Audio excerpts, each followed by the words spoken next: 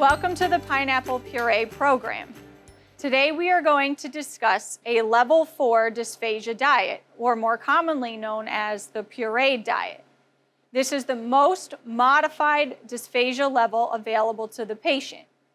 It's generally used when the patient cannot chew or swallow food on their own, and they tend to have a loss of control of their tongue and other facial muscles.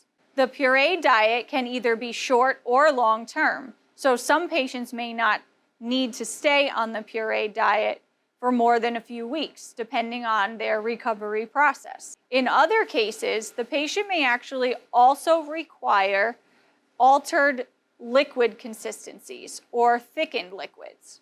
Some of the most common are a honey-thick or nectar-thick consistency, and this will hold true throughout an entire meal. When preparing soups, sauces, gravies, stocks, and broths, the liquid consistency will also need to be applied. However, it doesn't mean that flavor and appearance need to be compromised. So with that being said, many facilities offer the same menu items from one day to the next on both the regular and pureed diets, just with altered consistencies. This allows the patient to feel included and make sure that they are meeting their nutrition needs. Food is typically blended, whipped, or mashed, and when done correctly, decreases a patient's risk for choking and aspiration. Pureed foods need only be eaten with a spoon and do not require any chewing. These foods are typically moist and smooth in texture. It is important that pureed foods are not sticky.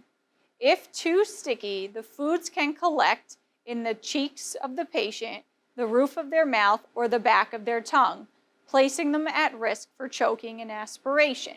If the food is scooped onto a spoon and turned over, the food should fall off the spoon in one piece. This includes any gravies or sauces applied to that item. If there are any questions or concerns about the consistency of the pureed food on the tray line, double check with your production team or your diet office. One final thing to consider with the pureed meal plan is the garnish.